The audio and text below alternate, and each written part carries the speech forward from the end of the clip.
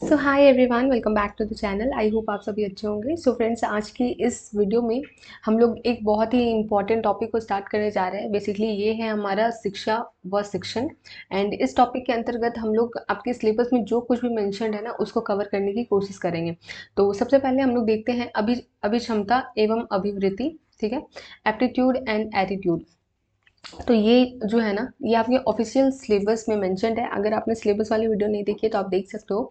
And yes, इसी चीज़ को हम लोग डिटेल में समझेंगे। एंड देन आफ्टर हम लोग इस वीडियो में ये भी देखेंगे qualities of a good teacher. इसको भी हम देख लेंगे क्योंकि इससे आपके डायरेक्टली क्वेश्चंस बनते हैं। कंडीशन बेस्ड हो सकते हैं या फिर आपसे डायरेक्टली पूछा जा सकता है कि इनमें से कौन सा शिक्षक का गुण नहीं है। तो ऐसे भी क्वेश्चन आपके बन जाते हैं। एंड अदर हम एक टॉपिक को कवर करेंगे जो कि होगा टीएलएम का। ठीक है, टीएलएम का टॉपिक हम लोग कवर करेंगे। ठीक है, तो चलिए इस चैप्टर को बिल्कुल टॉपिक को स्टार्ट करते हैं अच्छे से हम लोग। तो सबसे पहले हम लोग देखेंगे कि आपके सिलेबस में आखिर क्या मेंशन्ड है। आपके सिलेबस में मेंशन्ड है एप्टीट्यूड एंड एटीट्यूड का टॉपिक। एंड ये जो है टुवर्ड्स बोला गया है एजुकेशन, शिक्षा के प्रति आपका क्या अभिक्षमता या अभिवृत्ति होती है, स्टूडेंट्स के प्रति क्या है, टीचिंग प्रोफेशन के प्रति क्या है, इन सभी को आप लोगों को समझ लेना है। ठीक है, तो ये तीनों चीज़ें आपको समझ बिल्कुल अच्छे से आ जाएंगी कब, जब हम एप्टीट्यूड और एटीट्यूड को समझ लेंगे। ठीक है, तो कॉमन क्वेश्चन बन सकता है कि एप्टीट्यूड से आप क्या समझते हैं या फिर एटीट्यूड से आप क्या समझते हैं। तो चलिए सबसे पहला हम लोग देख लेते हैं। सबसे पहला जो हमारा वर्ड है वो है एप्टीट्यूड। एंड इसकी जो हिंदी होती है वो क्या होती है, अभिक्षमता। या फिर इसे सिंपल लैंग्वेज में हम क्या बोल सकते हैं, योग्यता बोल सकते हैं। ठीक है, चलिए देखते हैं, समझते हैं ये क्या है। refers to a teacher's natural ability or talent for teaching and understanding various subjects। या शिक्षक के शिक्षण और विभिन्न विषयों को समझने की प्राकृतिक क्षमता या योग्यता है। मतलब कि जो हमारा सब्जेक्ट नॉलेज है, वो इसमें आ जाता है। ठीक है, जो हमारा स्किल्स है, जो हमारे मेथड्स हैं। ठीक है, तो बेसिकली जो हमारे पास जो भी ऐसी क्वालिटीज़ है जो हमारे प्रोफेशनल स्किल्स में आएंगी, तो वो क्या कहलाती है, एप्टीट्यूड कहलाती है। ठीक है, refers to a teacher's natural ability और टैलेंट फॉर टीचिंग। जो टीचिंग करने की जो हमारी क्षमता है, ठीक है, एंड उसमें जो भी प्रोफेशनल चीज़ें हम लोग यूज़ करते हैं पढ़ाते वक्त, तो उसे ही हम क्या बोलते हैं, एप्टीट्यूड कहते हैं। ठीक है, इसमें क्या आ जाता है, बेसिकली हमारा स्किल्स आ जाता है एंड नॉलेज आ जाता है, कौशल और ज्ञान आ जाता है। कौशल तो आप समझ रहे होंगे ना, कि किसी भी जैसे स्किल्स, कई सारे स्किल्स को हम लोग अभी देखने वाले हैं। ठीक है, उससे आप लोगों को और अच्छे से समझ आ जाएगा। देन हम लोग नॉलेज, जो सब्जेक्ट नॉलेज है वो टीचर को, जो सब्जेक्ट नॉलेज होती है वो भी किस में आती है, एप्टीट्यूड में आती है। देन हम लोग देखते हैं इफेक्टिवली टीचिंग स्टूडेंट्स, प्रभावी ढंग से बच्चों को पढ़ाना। ठीक है, स्किल्स और नॉलेज होते हैं तभी होता है एक टीचर के पास, तभी वह क्या कर सकता है, प्रभावी ढंग से बच्चों को पढ़ा सकता है। तो ये होता है हमारा एप्टीट्यूड का कॉन्सेप्ट। ठीक है, एप्टीट्यूड का कॉन्सेप्ट, किसी पर्टिकुलर चीज़ में हमारे पास कितनी नॉलेज है, कितनी स्किल्स है। ठीक है, एंड कितने प्रॉपर ढंग से हम उसको क्या कर पा रहे हैं, बच्चों तक पहुंचा पा रहे हैं। तो ये हमारा शिक्षण के क्षेत्र में एप्टीट्यूड कहलाता है। ठीक है, जैसे कि आप अभी क्या पढ़ रहे हो, टीचिंग एप्टीट्यूड पढ़ रहे हो, है ना। इसको भी हम लोग, इस वर्ड को भी अच्छे से डिस्कस कर लेंगे आगे। पहले अभी समझते हैं एटीट्यूड को। एटीट्यूड क्या है, तो एटीट्यूड मोस्ट प्रोबेबली हम क्या करते हैं, नेगेटिव सेंस में यूज करते हैं, है ना, कि उसके अंदर तो बहुत ही एटीट्यूड है बोलते हैं ना। लेकिन नहीं, एटीट्यूड ये हमारा पॉजिटिव और नेगेटिव दोनों हो सकता है। ठीक है, पॉजिटिव और नेगेटिव दोनों हो सकता है। एटीट्यूड का जो हिंदी है हमारा, वो क्या होता है, अभिवृत्ति होती है। और इसे सिंपल भाषा में हम क्या बोल सकते हैं, दृष्टिकोण बोल सकते हैं। चलिए इसके डेफिनेशन की तरफ बढ़ते हैं हम लोग। Refers to a teacher's feelings, beliefs and mindset towards teaching and learning. ठीक है, मतलब कि कहने का क्या मतलब है, कि टीचर की फीलिंग। ठीक है, टीचर, आप मान लो कि एक टीचर हो। ठीक है, आपके जो कुछ भी फीलिंग्स हैं, ठीक है, आपके बिलीव्स हैं, ठीक है, जो भी आप विश्वास करते हो, जिन चीज़ों में विश्वास करते हो, माइंडसेट है, या फिर आपका सिंपल वे में बोला जाए कि बिहेवियर कैसा है। ठीक है, टुवर्ड्स क्या, teacher, teaching, teaching student and teaching profession. ठीक है, इस प्रोफेशन के प्रति आपका क्या एटीट्यूड है, ये सारी चीज़ें इसमें ही आ जाती हैं। ठीक है, refers to a teacher's feelings, beliefs and mindset towards teaching and learning. यह शिक्षक की शिक्षण और अध्ययन के प्रति भावनाएं, विश्वास और मानसिकता को संदर्भित करता है। ठीक है, आगे बढ़ते हैं। It shapes how they interact with students, colleagues and the educational environment. ठीक है, जो हमने यहाँ पे बात डिस्कस करी थी कि जो कलीग्स हैं या फिर स्टूडेंट्स हैं या फिर ये जो प्रोफेशन है, प्रोफेशन, ठीक है, या फिर ये जो प्रोफेशन है इसके प्रति हम कैसा व्यवहार रखते हैं, ठीक है, तो ये सारा हमारा किस में आ जाता है, एटीट्यूड में आ सकता है। एंड ये क्या हो सकता है, पॉजिटिव भी हो सकता है और नेगेटिव भी हो सकता है। तो एज अ टीचर आपको क्या रखना चाहिए, पॉजिटिव रखना चाहिए या नेगेटिव रखना चाहिए, पॉजिटिव एटीट्यूड रखना चाहिए, है ना। मान लो कि आपके पास कोई स्टूडेंट आता है, ठीक है, and he suffering from something, कोई उसके साथ प्रॉब्लम है, तो आपका एटीट्यूड कैसा होना चाहिए, उसके प्रति सहानुभूति का होना चाहिए, आपका एटीट्यूड पॉजिटिव होना चाहिए। ये नहीं कि आपने बोल दिया कि चलो हटो, ये सब बातें मैं नहीं सुनूंगा, ठीक है, तो ये चीज़ नहीं होनी चाहिए। जैसे हमारे आपने भी कभी ना कभी फेस किया होगा कि कुछ टीचर्स ट्रेडिशनल वे से बिहेव करते हैं, तो वो सारी चीज़ें अच्छी नहीं होती कि वो स्टूडेंट्स को अच्छे से ट्रीट नहीं करते हैं। तो ऐसा हमारे अंदर एटीट्यूड नहीं होना चाहिए। हमारे अंदर कैसा एटीट्यूड होना चाहिए, पॉजिटिव एटीट्यूड होना चाहिए। चलिए अब हम लोग देख लेते हैं कुछ डिफरेंस है एप्टीट्यूड और एटीट्यूड में, ठीक है। वैसे तो इंग्लिश में ही लिखा हुआ है, लेकिन मैं हिंदी में भी आपको अच्छे से बता देती हूँ। Effectiveness of teaching methods and strategies, ठीक है। तो एप्टीट्यूड में हमारा क्या आ जाता है कि कितने प्रभावी ढंग से जो हम शिक्षण की जो भी विधियां हैं या फिर जितनी भी रणनीतियां हैं, कितने इफेक्टिव ढंग से हम लोग इस्तेमाल करते हैं, वो हमारा किस में आ जाता है, एप्टीट्यूड में आ जाता है। जबकि इसमें एटीट्यूड में क्या आता है, a positive attitude fosters a conducive learning environment, ठीक है। एटीट्यूड अगर हम पॉजिटिव रखते हैं तो क्या होता है कि एक अच्छा लर्निंग इन्वायरमेंट बनता है, ठीक है। मान लो कि आप एक क्लास में हो, आप एक क्लास में हो, आप हमेशा क्या करते हो, बच्चों को डरा करके रखते हो या फिर बहुत ही रूडली सबसे बात करते हो, तो क्या होगा कि लर्निंग इन्वायरमेंट अच्छा नहीं होगा। बच्चे शांत तो बैठे होंगे लेकिन वो खुश नहीं होंगे अंदर से, वो लर्निंग को एंजॉय नहीं कर रहे होंगे। तो इसलिए ये जो एटीट्यूड है वो पॉजिटिव रखना चाहिए। एंड पॉजिटिव एटीट्यूड से हमारा क्या होता है कि लर्निंग इन्वायरमेंट बहुत अच्छा बन पाता है, ठीक है। नेक्स्ट देखते हैं एप्टीट्यूड में क्या आएगा हमारा, टीचर्स को विविध लर्निंग स्टाइल अडेप्ट करने में हेल्प मिलती है, ठीक है। एप्टीट्यूड अगर हमारा अच्छा होता है तो हम तरह तरह के स्टाइल से, जितने भी हम लोग, जैसे लीडरशिप की स्टाइल भी हमने पढ़ी थी, या फिर टीचिंग स्टाइल जो भी होता है उसको अकॉर्डिंगली यूज करने में हमें हेल्प मिलती है अगर एप्टीट्यूड हमारे पास हो तो।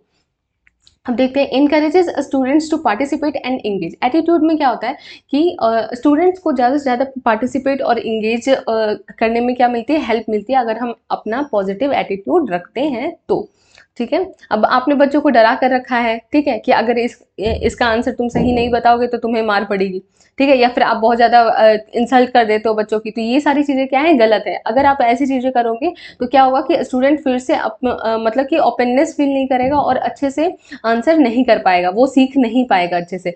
तो ये चीज़ नहीं होनी चाहिए, हमेशा पॉजिटिव एटीट्यूड रखना चाहिए। फिर उसके बाद इसमें एप्टीट्यूड में क्या होता है, सब्जेक्ट नॉलेज की बात की जाती है, ठीक है। अगर सब्जेक्ट नॉलेज अच्छा है तो हम अच्छे से बच्चों को पढ़ा पाएंगे। फिर उसके बाद एटीट्यूड में हम लोग देखते हैं influences students motivation and self esteem, ठीक है। तो यहाँ पे हम लोग एप्टीट्यूड में क्या कर पा रहे हैं कि स्टूडेंट को सब्जेक्ट की नॉलेज अच्छे से दे पा रहे हैं, बेहतरीन ढंग से दे पा रहे हैं। लेकिन जब हम लोग एटीट्यूड की बात करते हैं तो एटीट्यूड में हम क्या कर पा रहे हैं, स्टूडेंट्स की मोटिवेशन को हम लोग इन्फ्लुएंस कर रहे हैं कि वो कितना अच्छे से पढ़ाई कर सकते हैं। अगर हम पॉजिटिव एटीट्यूड रखते हैं तो वो लोग पढ़ने में और दिलचस्पी लेते हैं, ठीक है। उसके बाद सेल्फ एस्टीम, उनकी अपने प्रति जो भावना होती है वो भी विकसित होती है। मान लो कि कोई टीचर, आपने देखा होगा कि कभी वो क्या करते हैं कि किसी बच्चों के साथ बहुत ही बुरे वे से क्या करते हैं, वो कंपेयर कर देते हैं कि ये देखो ये स्टूडेंट ऐसा है, तुम तो एक फेलियर हो। इस तरह से बोलने से क्या होता है, वो जो बच्चा अच्छा परफॉर्म नहीं कर पा रहा था वो और भी उसकी परफॉर्मेंस क्या होने लगती है, डाउन होने लगती है। क्योंकि यहाँ जो टीचर है वो क्या कर रहा है, उसकी सेल्फ स्टीम को ही क्या कर दे रहा है, डाउन कर दे रहा है। तो ऐसा हमारे अंदर नहीं होना चाहिए। नेक्स्ट पॉइंट पर चलते हैं हम लोग, ensures that the teacher can convey knowledge clearly, ठीक है। जो भी नॉलेज एक टीचर के पास है वो अच्छे से बच्चों तक पहुंचा पाए, तो ये भी हमारा किस में आ जाएगा, एप्टीट्यूड में आ जाएगा, ठीक है। और एटीट्यूड से क्या हो जाएगा, इसमें क्या होता है, स्ट्रॉन्ग रिलेशन बनते हैं टीचर और स्टूडेंट के बीच में। आपको भी याद होगा कि कोई एक ऐसे टीचर जो हमेशा आपके साथ पोलाइट रहते थे एंड बहुत अच्छे से आपको मोटिवेट करते थे, तो वो हमेशा आपके मन में एक अच्छी छवि के साथ आता है। तो ये क्या हो गया कि एक स्ट्रॉन्ग रिलेशन टीचर और स्टूडेंट के बीच में बनता है। तो इनसे क्वेश्चन आपका बन सकता है, तो बिल्कुल अच्छे से ध्यान रख लेना एप्टीट्यूड और एटीट्यूड में क्या डिफरेंस होता है। आगे अब हम लोग बढ़ते हैं, टीचिंग एप्टीट्यूड आप लोग पढ़ रहे हो ना अभी, टीचिंग एप्टीट्यूड। तो यहाँ पे देखिए शिक्षण अभिरुचि, teaching is an art, teaching क्या है, एक कला है। And individuals इनेट ability and skill in teaching students effectively. ठीक है, बच्चों को प्रभावी ढंग से पढ़ा पाने की जो इनेट एबिलिटी और स्किल है, इनेट का मतलब क्या हुआ, सहज। ठीक है, जो सहज हमारी योग्यता है और जो कौशल है, उसी को हम क्या कहते हैं, टीचिंग एप्टीट्यूड कह देते हैं। एंड टीचिंग एप्टीट्यूड में भी हम लोग क्या पढ़ते हैं, कई सारी चीज़ों को जो भी आपके सिलेबस में है, ठीक है, सारी चीज़ों से हम क्या सीख पा रहे हैं कि बच्चों को किस तरह से इफेक्टिवली क्या करना है, पढ़ाना है। ठीक है, कैसे प्रभावी ढंग से बच्चों को हम पढ़ा सकते हैं। ठीक है, इन सभी के बारे में ही जानकारी ले रहे हैं ना हम। ठीक है, तो यहाँ से आपको टीचिंग एप्टीट्यूड के बारे में समझ आ गया होगा। नेक्स्ट अभी हम लोग चलते हैं बहुत ही इंपॉर्टेंट पॉइंट की तरफ, जो कि है teachers quality for teaching aptitude. ठीक है, मतलब कि एक टीचर की अच्छी क्वालिटीज़ क्या क्या होती हैं। चलिए देखते हैं। सबसे पहले तो हमारा टीचिंग एबिलिटी आ जाएगा, शैक्षिक योग्यता। ठीक है, मतलब कि जो उसकी सब्जेक्ट नॉलेज है, या फिर ऑल इन ऑल जो कह सकते हैं कि जो पढ़ाने की उसकी क्षमता है, वो क्या होनी चाहिए, अच्छी होनी चाहिए। ठीक है, कुशल संप्रेषण, इफिशिएंट कम्युनिकेशन स्किल। ठीक है, कम्युनिकेशन स्किल पर हमने वीडियो बना लिया है एंड इस टॉपिक को हमने अच्छे से डिस्कस कर लिया है। तो कम्युनिकेशन फिर भी आप लोग समझ जाइए कि ये क्या है, संप्रेषण है। जो भी हम पढ़ाना चाह रहे हैं वो बच्चों तक अच्छे से पहुंचे। ठीक है, जो भी हम पढ़ा रहे हैं वो बच्चों को समझ आए। तो ये कब हो पाएगा, जब कम्युनिकेशन स्किल एक टीचर की क्या होगी, अच्छी होगी। ठीक है, नेक्स्ट पॉइंट पर हम लोग आते हैं, अच्छा वक्ता और श्रोता, गुड स्पीकर एंड लिसनर। ठीक है, एक टीचर होने के लिए, मतलब एक अच्छा टीचर का क्या गुण होता है यहाँ पर, कि अच्छा वक्ता हो। ठीक है, एक तो बोलने में भी अच्छा हो और श्रोता यानी कि गुड लिसनर भी हो। क्योंकि जब स्टूडेंट्स, एक होता है हमारा लेक्चर मेथड, एक होता है डिस्कशन मेथड। ठीक है, दोनों में से आप किसको प्रेफर करोगे। ठीक है, डिस्कशन मेथड का क्या हुआ, जिसमें कि स्टूडेंट्स भी पार्टिसिपेट कर रहे हैं। कोई एक टॉपिक आपने, मान लो दहेज प्रथा एक टॉपिक उठाया, उस पर क्या कर रहे हो आप, एक जगह क्या कर रहे हो कि लेक्चर दे रहे हो। ठीक है, एक वन साइडेड चल रहा है कि आप सारी बातों को बताते जा रहे हो दहेज प्रथा के बारे में। एक क्या हो रहा है, डिस्कशन, बीच बीच में आप प्रश्न भी पूछ रहे हो, बच्चों के साथ डिस्कस करके पढ़ा रहे हो। तो आप बताओ कौन सा सबसे ज्यादा इफेक्टिव है। यहाँ पे इफेक्टिव सबसे ज्यादा कौन होगा, हमारा डिस्कशन होगा। ठीक है, क्यों डिस्कशन होगा, क्योंकि यहाँ पर आप क्या कर रहे हो, बच्चों को भी इंक्लूड करो, बच्चों की बातों को भी सुन रहे हो। तो यहाँ पे आप क्या बन रहे हो, एक अच्छे लिसनर बन रहे हो। ठीक है, तो गुड स्पीकर भी होना चाहिए, गुड लिसनर भी होना चाहिए। ठीक है, अब देखो गुड स्पीकर क्यों, तो ये हमने यहाँ पे डिस्कस कर लिया। आगे बढ़ते हैं हम लोग, मैत्रीपूर्ण व्यवहार, फ्रेंडली बिहेवियर होना चाहिए, ताकि एक लर्निंग एनवायरनमेंट जो है बिल्कुल पॉजिटिव लर्निंग एनवायरनमेंट बने। बच्चों को डरा कर धमका कर ऐसे करके नहीं पढ़ाना चाहिए, हमें एक फ्रेंडली वे में पढ़ाना चाहिए। ठीक है, उसके बाद देखते हैं नेतृत्व शक्ति एवं व्यवसाय के प्रति निष्ठा। ठीक है, नेतृत्व शक्ति, लीडरशिप क्वालिटी उनमें होनी चाहिए कि वो क्लास को लीड कर पाए। ये ना हो कि टीचर पढ़ा रहा है और बच्चे सभी हल्ला कर रहे हैं, हल्ला गुल्ला कर रहे हैं, तो ये भी नहीं होनी चाहिए। ठीक है, तो लीडरशिप क्वालिटी भी होनी चाहिए। उसके बाद लॉयल्टी टू प्रोफेशन। ठीक है, अभी भी आप देखते होंगे कि कुछ टीचर्स ऐसे होते हैं कि जो जाते हैं बस अटेंडेंस बनाते हैं और उसके बाद बच्चों को नहीं पढ़ाते, अब नहीं पढ़ाते अच्छे से। ठीक है, एक दो चैप्टर पढ़ाते हैं, फिर उसके बाद भूल जाते हैं कि उनको भी कोई सब्जेक्ट पढ़ाना है। तो ये चीज़ें हमारे अंदर नहीं होनी चाहिए। क्या होना चाहिए, लॉयल्टी टू प्रोफेशन। जो भी चीज़ें हम जानते हैं, जो भी हमारा सिलेबस है, जो हमको बच्चों को पढ़ाना चाहिए, उसके प्रति हमें क्या करना चाहिए, लॉयल रहना चाहिए और अच्छे से टीचिंग जो है अच्छे से करनी चाहिए। ठीक है, तो लॉयल्टी टू प्रोफेशन यहाँ पे हमारा हो जाएगा। नेक्स्ट हम लोग चलते हैं, विषय का पूर्ण ज्ञान। ठीक है, अब it is the one of the most important things जो कि होना चाहिए। सबसे पहले एक जो टीचर है, मान लो कि आप साइंस के टीचर बन रहे हो। ठीक है, तो सबसे पहले जो चीज़ है वो जो होनी चाहिए आपके पास, वो क्या होना चाहिए कि साइंस की नॉलेज होनी चाहिए आपको। ठीक है, बच्चों को जो पढ़ाना है वो पहले आपको आना चाहिए। ठीक है, तो इसलिए complete knowledge of the subject, ये क्वेश्चन आपका पूछा गया था कि सबसे ज़्यादा महत्वपूर्ण जो गुण है टीचर का वो क्या होना चाहिए, तो ये हमारा हो जाता है complete knowledge of the subject. Next पर हम लोग आते हैं शिक्षण विधियों का प्रयोग। ठीक है, जो टीचिंग मेथड्स है, अलग अलग सब्जेक्ट के लिए अलग टीचिंग मेथड्स का इस्तेमाल हम करते हैं। जैसे साइंस के लिए प्रोजेक्ट वर्क का हम लोग यूज़ कर सकते हैं। ठीक है, तो अलग अलग तरह के, जैसे हमें अगर कोई पोइट्री पढ़ानी है तो रिसाइटेशन हम लोग कर सकते हैं। तो अलग अलग जो टीचिंग मेथड्स है उनको यूज़ करना आना चाहिए एक टीचर को। ठीक है, तो टीचिंग मेथड्स वाली एक जो टॉपिक है वो हम लोग कवर करेंगे इसके आगे, जब ये जो शिक्षा और शिक्षण वाला टॉपिक है ना, ये हम लोग आगे नेक्स्ट वीडियो में भी कवर करेंगे। ठीक है, शिक्षा से रिलेटेड जो भी इंपॉर्टेंट, शिक्षा के उद्देश्य, शिक्षा की डेफिनेशन, दिस दैट, जो भी है जो वहाँ से पूछा जा सकता है उसको कवर करेंगे। एंड उसके साथ हम लोग टीचिंग मेथड सारे कवर कर लेंगे। ठीक है, तो यहाँ पर ये समझ आ गया। एंड उसके बाद आप देखते हैं सहायक सामग्री का प्रयोग, यूज़ ऑफ सपोर्टिंग मटेरियल्स। ठीक है, सहायक सामग्री का प्रयोग जब हम बच्चों को पढ़ा रहे होते हैं तो बच्चों को इंगेजमेंट और बच्चों की इंगेजमेंट बनाए रखने के लिए, उनके लॉन्गर रिटेंशन के लिए, ठीक है, पढ़ाई जो है वो एक मज़ेदार ढंग से हो, तो उसके लिए हम क्या यूज़ करते हैं, टीएलएम्स काफ़ी सारे यूज़ कर सकते हैं। ठीक है, तो ये टीएलएम तो अभी जस्ट हम लोग पढ़ने ही वाले हैं। ठीक है, तो इसमें वो कवर हो जाएगा। आगे बढ़ते हैं।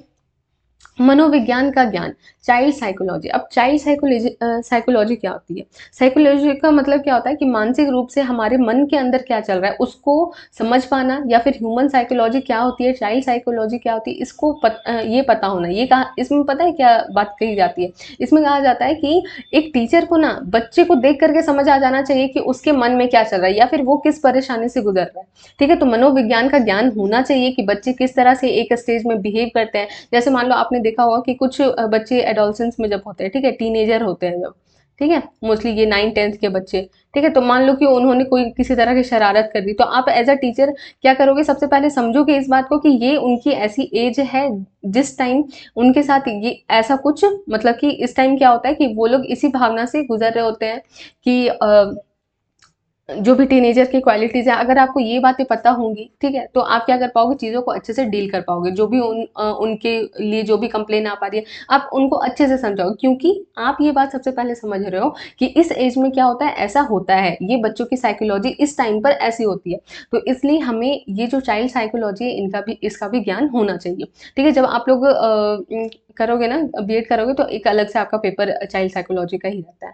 ठीक है, नेक्स्ट हम लोग देखते हैं नैतिक मूल्यों एवं छात्रों को प्रेरित करने वाला। ठीक है, मोरल वैल्यूज एंड मोटिवेशन। ठीक है, तो यहाँ पे क्या बात किया जा रहा है कि जो टीचर है, ठीक है, उसमें इंटीग्रिटी होनी चाहिए। जैसे हम लोगों ने पढ़ा था ना इसमें लीडरशिप वाले टॉपिक में भी, कि वो पहले खुद खुद के उसके कुछ मॉरल वैल्यूज होने चाहिए, खुद के कुछ प्रिंसिपल्स होने चाहिए, वो क्या होना चाहिए, पंक्चुअल होना चाहिए, इस तरह की चीज़ें जितनी भी आ गई ना, ये सब मॉरल वैल्यूज और मोटिवेशन में आ गई। तो मोटिवेशन क्या हो गया कि जब हम एक अच्छे पर्सन के रूप में एज अ टीचर खुद को दिखाते हैं, ठीक है, जब हम अच्छे बनकर रहते हैं, अपने वैल्यूज़ को ज़्यादा वैल्यू करते हैं, तो स्टूडेंट्स भी क्या करते हैं, हमसे ये सारी चीज़ें सीखते हैं। ठीक है, तो मैं एक बताती हूँ आपको। जब मैं 9th क्लास में थी ना, और मैंने गवर्नमेंट स्कूल से ही करी है, तो वहाँ एक टीचर थे, वो हमेशा पता है टाइम से आते थे। ऐसे मान लो कि 10 बजे की टाइमिंग है, तो वो हमेशा कभी उनका एक रिकॉर्ड था, वो कभी लेट नहीं आए थे, कभी भी नहीं। ठीक है, तो ये सारी चीज़ें जब हम देखते हैं, तो स्टूडेंट्स भी क्या क्या चाहेगा, इस चीज़ को अचीव करना चाहेगा। ठीक है, ऑल्दो मैं लेट हो जाती थी, लेकिन फिर भी ये चीज़ें क्या करती हैं, हमें मोटिवेट करती हैं। ठीक है, अब देखते हैं धैर्यवान और ऊर्जावान। ठीक है, एक तो पेशेंस होना चाहिए। ठीक है, पेशेंस सबसे बड़ी चीज़ है टीचिंग लाइन में। एंड उसके बाद हम लोग एनर्जी की बात करते हैं। ठीक है, इन फुल ऑफ मतलब एनर्जेटिक होना चाहिए, ऊर्जावान होना चाहिए। ठीक है, अब मैं आपको अभी जैसे मैं भी आपको बता रही हूँ, तो अभी अगर मैं मोनोटोनस टोन में बताऊँ, ठीक है, एकदम विदाउट दिस एनर्जी, अगर मैं इस एनर्जी के बिना आपको बताऊं, एकदम बहुत ही लेजी टाइप में पढ़ाऊं, तो क्या आपको पढ़ने में मजा आएगा? नहीं आएगा। ठीक है, तो इसलिए आपको क्लास में क्या रहना है, ऊर्जावान रहना है, अच्छे से जो भी आप पढ़ा रहे हो बिल्कुल एनर्जेटिक वे में पढ़ाना है, ताकि स्टूडेंट्स की इंगेजमेंट और अच्छे से बने। एंड साथ ही आपको धैर्यवान भी होना है। ठीक है, नेक्स्ट पर आते हैं, should care individual differences and treat each student equally. ठीक है, तो मतलब आपको निष्पक्ष होकर के या फिर बिना भेदभाव के क्लास में अपना प्रेजेंटेशन रखना है। ठीक है, किसी बच्चे के साथ भेदभाव नहीं करना है। ठीक है, कोई टॉप कर रहा है तो पूरा ध्यान हम उसी पर दे रहे हैं, ऐसा बिल्कुल नहीं होना चाहिए। क्या होना चाहिए, सभी जितने भी स्टूडेंट्स हैं, जो इंडिविजुअल डिफरेंसेस है, ठीक है, व्यक्तिगत भिन्नता है, उसको ध्यान में हमें रख करके पढ़ाना चाहिए। ठीक है, और सभी स्टूडेंट्स को अच्छे से ट्रीट करना चाहिए। तो इस तरह से ये जो हमारा इंपॉर्टेंट सा एक टॉपिक था, देखो अब ये वाली जो टॉपिक है ना, इससे आपके बहुत सारे क्वेश्चन बनते हैं। ठीक है, 10 से 12 क्वेश्चन आपको इसी से देखने को मिल सकता है। अब डायरेक्टली और इनडायरेक्टली जब आप समझ चुके हो कि एक टीचर को क्या क्या करना चाहिए, तो जब भी आपको केस बेस्ड क्वेश्चन आएगा ना, तो आप आराम से उसको सॉल्व कर लोगे। ठीक है, आगे बढ़ते हैं हम लोग। ओके, तो अब हमारा आ गया टीएलएम का टॉपिक। टीएलएम चलिए अब अच्छे से समझते हैं। यहाँ पे हमने देखा था ना कि तरह तरह के जो विभिन्न प्रकार के टीएलएम होते हैं, उनको यूज़ करना आना चाहिए एक टीचर को। ठीक है, तो इसलिए हम लोग सबसे पहले इसको कवर कर लेते हैं। नेक्स्ट वीडियो में हम लोग टीचिंग मेथड्स को देख लेंगे। एंड चलिए अभी टीएलएम को देखते हैं। टीएलएम जिसे हम क्या कहते हैं, टीचिंग लर्निंग मटेरियल कहते हैं, शिक्षण अधिगम सामग्री। व्हाट इज इट, ये क्या है, चलिए समझते हैं सबसे पहले कि टीएलएम होता क्या है। Teaching learning materials (TLM) are resources or tools used by the teachers to enhance students' understanding and engagement. ठीक है, TLM क्या है, वैसे संसाधन है या फिर टूल्स है, वैसे संसाधन है या फिर टूल्स है जिनका इस्तेमाल कौन करता है, टीचर करता है। क्यों करता है? इन्हेंस करने के लिए। किस चीज़ को इन्हेंस करने के लिए? जो स्टूडेंट है उसकी अंडरस्टैंडिंग को इन्हेंस करने के लिए, ठीक है, उसकी समझ अधिक बने, ठीक है, और उसकी इंगेजमेंट बने, यानी कि वो क्लास में बिल्कुल अच्छे से संलग्न हो। इस चीज़ को कौन इंश्योर करता है? टीएलएम इंश्योर करता है, ठीक है। तो टीएलएम क्या है? वे संसाधन या उपकरण है जिन्हें शिक्षकों द्वारा छात्रों की समझ और संलग्नता सॉरी बोल नहीं पा रही हूँ सर को बढ़ाने के लिए इस्तेमाल किया जाता है, ठीक है। ये बात समझ आ गई। तो आपने भी देखा होगा कि क्या होता है, कुछ टीचर्स क्या होते हैं, कभी मैप के थ्रू पढ़ाते हैं या फिर चार्ट पेपर के थ्रू पढ़ाते हैं। तो ये सारी जो चीज़ें हैं अलग अलग, जो अदर देन टीचिंग, यानी कि बुक वगैरह से जो अलग जो हम यूज़ कर रहे हैं, ठीक है, तो वो हमारा क्या हो जाता है? टीएलएम हो जाता है, ठीक है। इंपॉर्टेंस क्या है इसका, देखते हैं। इनकरेजेस स्टूडेंट्स एंगेजमेंट, ठीक है। जो बच्चों के जो भटके हुए मन होते हैं, ठीक है, जो कभी इधर वेंडर कर रहे हैं, कभी इधर वेंडर कर रहे हैं, भले वो क्लास में है लेकिन टॉपिक पर ध्यान नहीं देते, तो इस चीज़ को, ये जो टीएलएम है वो इस प्रॉब्लम को क्या करती है? खत्म करती है। एंड मान लो कि आपने कोई चार्ट पेपर बनाया, ठीक है, या फिर कोई मॉडल आप लेकर के जा रहे हो, तो उससे क्या होगा? स्टूडेंट उसको देखेंगे और उसके तरफ ही उनका ध्यान चल जाएगा और वो सोचेंगे कि आखिर ये क्या है, मैम क्या बताना चाहते हैं इससे, ठीक है। तो इस तरह से क्या होती है कि बच्चों की एंगेजमेंट बढ़ती है उसमें। Supports diverse and learning styles, विविध शिक्षण शैलियों का समर्थन करना, ठीक है। तो अलग अलग जो लर्निंग स्टाइल होती है उसको भी ये क्या करता है? सपोर्ट करता है, ठीक है। जैसे कि हम जिस भी तरीके से पढ़ा रहे हैं, अगर उसमें हम टीएलएम को भी यूज़ करें तो उसको वो क्या करता है? और अच्छे से इन्हेंस कर देता है। नेक्स्ट देखते हैं हम लोग, simplifies the understanding of complex topics, जटिल अवधारणाओं को सरलता से समझाना, ठीक है। तो जटिल जो भी कॉन्सेप्ट होता है, जो भी डिफिकल्ट टॉपिक होता है, उसको ये ईजी करके समझाता है, ठीक है। जैसे कि आपने देखा होगा बायोलॉजी का कोई स्मार्ट क्लास आपने देखा होगा, ठीक है। तो ये भी हमारा टीएलएम के अंदर में ही आ जाता है, ठीक है। स्मार्ट क्लास आपने देखा कि किस तरह से हम सांस लेते हैं, ठीक है, कैसे हमारा जो पूरा बॉडी का सिस्टम चलता है। तो उससे क्या होती है कि बेटर अंडरस्टैंडिंग होती है एक डिफिकल्ट टॉपिक की भी, है ना, बेटर अंडरस्टैंडिंग होती है हमें, ठीक है। नेक्स्ट हम लोग चलते हैं, promotes active and interactive teaching, ठीक है। एक्टिव यानी कि बच्चे सारे एक्टिव हो जाते हैं। इंटरैक्टिव टीचिंग, ठीक है, संवादात्मक क्या होती है? शिक्षण प्रोत्साहित करती है, ठीक है। ये नहीं है कि बस टीचर ही लेक्चर दिया जा रहा है, ऐसा नहीं होता है। इसमें क्या होता है कि इंगेजमेंट बनती है स्टूडेंट्स की भी, ठीक है। तो ये हमारा क्या हो गया कि सक्रिय और संवादात्मक शिक्षण प्रोत्साहित किया जाता है इसमें, ठीक है। टीएलएम के प्रभावी उपयोग से शिक्षण प्रक्रियाओं को अधिक आकर्षक और प्रभावी बनाया जा सकता है, ठीक है। टीएलएम का अगर हम अच्छे से इस्तेमाल करते हैं तो क्या होता है? शिक्षण प्रक्रियाओं को और आकर्षक, अट्रैक्टिव बनाया जाता है। Teaching becomes a fun learning thing, ठीक है। उसके बाद क्या होता है कि प्रभावी इफेक्टिव बनाया जा सकता है, ठीक है। एंड इससे क्या होती है? बच्चों में क्या आती है? बच्चों की जो क्रिएटिविटी स्किल है वो भी बढ़ती है। वो बस एक रट्टा लगाने वाली चीज़ पर नहीं जाते और वो समझते हैं कि हाँ, चीज़ें किस तरह से एग्जैक्टली होती है। जैसे कि हमने अगर देख लिया, स्मार्ट क्लास देखा, किसी मान लो कि हिस्ट्री है, ठीक है, हिस्ट्री से रिलेटेड अगर हमने कोई चार्ट प्रस्तुत करा तो हमें समझ में आता है। एंड उसके बाद साइंस से रिलेटेड हो गया, या फिर मैथ्स में ये चीज़ बहुत हेल्प करती है कि आखिर प्रैक्टिकली कैसे सारी चीज़ें हो रही हैं, ठीक है। तो क्रिएटिविटी को बढ़ाता है और प्रॉब्लम सॉल्विंग स्किल को भी बढ़ाता है स्टूडेंट्स में। चलिए अब आगे बढ़ते हैं हम लोग। वाई डू यूज़, ठीक है। अगर क्लासरूम में हमें स्पेसिफिकली अब हम लोग देखेंगे कि विशिष्ट तौर पर क्लासरूम में यूज़ करने से क्या क्या होता है हमारा, ठीक है। तो इन पॉइंट्स को भी देख लीजिए, इससे क्वेश्चन आपका बन सकता है। फैसिलिटेट होलिस्टिक लर्निंग, समग्र सीखने की सुविधा प्रदान करता है, ठीक है। होलिस्टिक लर्निंग को क्या करता है? ये प्रमोट करता है, ताकि बच्चे बस क्या करें, वही सेम चीज़ है, रोट लर्निंग पर ना जाए, लर्निंग बाय डूइंग या फिर लर्निंग बाय अंडरस्टैंडिंग करें, लर्निंग बाय अंडरस्टैंडिंग करें, ठीक है। चलिए नेक्स्ट पर आते हैं, मोटिवेट लर्नर, शिक्षार्थियों को अभिप्रेरित करने हेतु, ठीक है। जब वो टीएलएम देखते हैं तो उनको और पढ़ने में क्या आता है? इंटरेस्ट आता है। Help in longer retention end of information, ठीक है। जो भी आप सूचनाएं दे रहे हैं या फिर जो भी नॉलेज देना चाह रहे हैं आप, उसको बच्चे क्या कर पाते हैं? लंबे समय तक याद रख पाते हैं, ठीक है। आप लोगों को भी कुछ ऐसे क्लासेस जरूर याद होंगे जहाँ पे टीएलएम का यूज़ हुआ होगा, ठीक है। जैसे कि जब बीएड वाले टीचर्स ही आते थे ना, गवर्नमेंट स्कूल में तो आते ही हैं, तो हमारे यहाँ भी आए थे। तो एक मतलब एक टीचर थे, उन्होंने इतने अच्छे ढंग से पढ़ाया था, इंग्लिश का ही एक टॉपिक था, इतने अच्छे ढंग से पढ़ाया था कि और कोई मुझे चैप्टर याद हो ना हो, ये वाला दिन और ये वाला चैप्टर मुझे बहुत अच्छे से याद है। तो क्या होता है कि हेल्प से in longer retention of information. Next पर आते हैं हेल्प से in organising classroom teaching. Classroom teaching को आयोजित करने में क्या करता है, मदद करता है। ठीक है, चलो आगे बढ़ते हैं। अब हम लोग टाइप्स ऑफ टीएलएम बहुत इंपॉर्टेंट है, क्योंकि यहाँ से आपके हर एग्जाम में यानी कि हर पेपर में लास्ट ईयर में क्वेश्चन पूछे गए हैं, तो ये मोस्ट इंपॉर्टेंट यहाँ पे रहने वाला है हमारा। चलिए देखते हैं। टीएलएम में भी क्या होता है, हमारे 3 तरह के होते हैं। कौन कौन से, ऑडियो विजुअल और ऑडियो विजुअल। ठीक है, यहाँ पे सबसे पहले श्रव्य, जिसमें सिर्फ हमारा क्या होता है, ऑडियो होता है। ठीक है, जिसमें बस सुनने का काम होता है, लिसनिंग वाला पार्ट हमारा आता है। ठीक है, विजुअल का मतलब क्या हो गया, जिसमें कि हम देख रहे होते हैं, टीएलएम जिसको हम देख सकते हैं। ठीक है, उसके बाद क्या आ गया, हमारा ऑडियो विजुअल आ गया। ऑडियो विजुअल का मतलब क्या हो गया, जिसको हम देख भी रहे हैं और सुन भी रहे हैं। ठीक है, देख भी रहे हैं और सुन भी रहे हैं, जैसा हमने डिस्कस करा था ना कम्युनिकेशन में भी।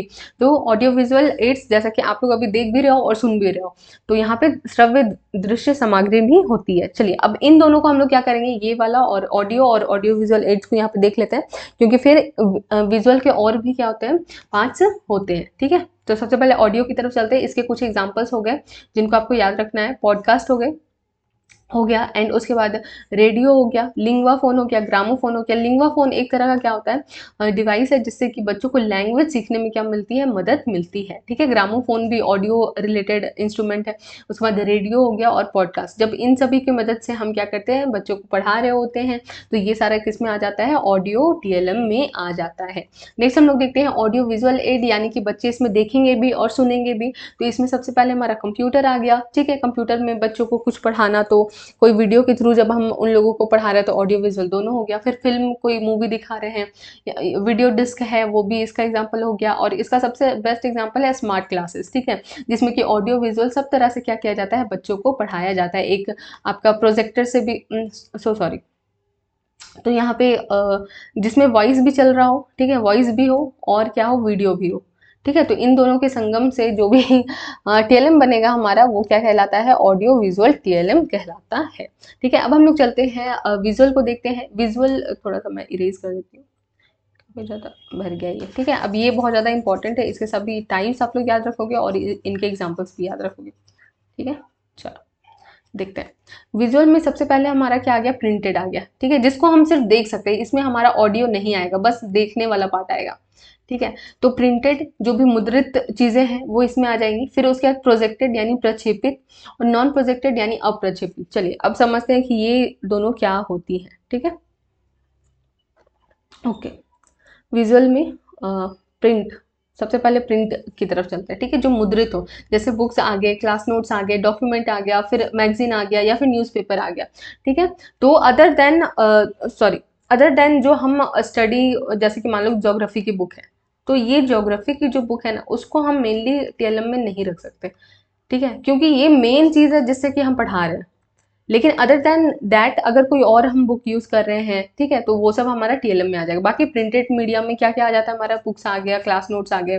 ठीक है, क्लास नोट्स समहाउ आ जाएगा हमारा टीएलएम में। फिर उसके बाद डॉक्यूमेंट किसी तरह का, या फिर कोई मैगजीन है या न्यूज़पेपर का इस्तेमाल कर रहे हैं बच्चों को कोई इवेंट दिखाने के लिए, कि देखो इस टाइम ऐसा हुआ था, तो ये सारे हमारे प्रिंटेड मीडियम में आ जाएंगे। अब प्रोजेक्टेड में चलते हैं, प्रक्षेपित में, जिनके प्रदर्शन हेतु मशीनों की आवश्यकता हो। ठीक है, जिनके प्रक्षेपण हेतु मतलब जिनको दिखाने के लिए, ठीक है, जिनको दिखाने के लिए एक मशीन की आवश्यकता हो, तो उसको हम क्या कहते हैं, प्रोजेक्टेड एड्स कहते हैं। जैसे कि स्लाइड्स हो गया, ओवरहेड प्रोजेक्टर हो गया, मोशन पिक्चर्स हो गए, फिल्म स्ट्रिप्स हो गए, एपीडिया स्कोप हो गया। ठीक है, तो ये बस एग्जांपल्स आपको याद रख लेना है। इसमें क्या होता है, आपने जरूर देखा होगा कि एक मशीन होती है जो इस तरह से क्या करती है, रे ऑफ लाइट इससे निकलती है, बीम ऑफ लाइट निकलती है, फिर उसके बाद एक पर्दा सा बना रहता है, और पर्दा या स्क्रीन सा बना रहता है, और उसमें बस बच्चे क्या करते हैं, देख रहे होते हैं।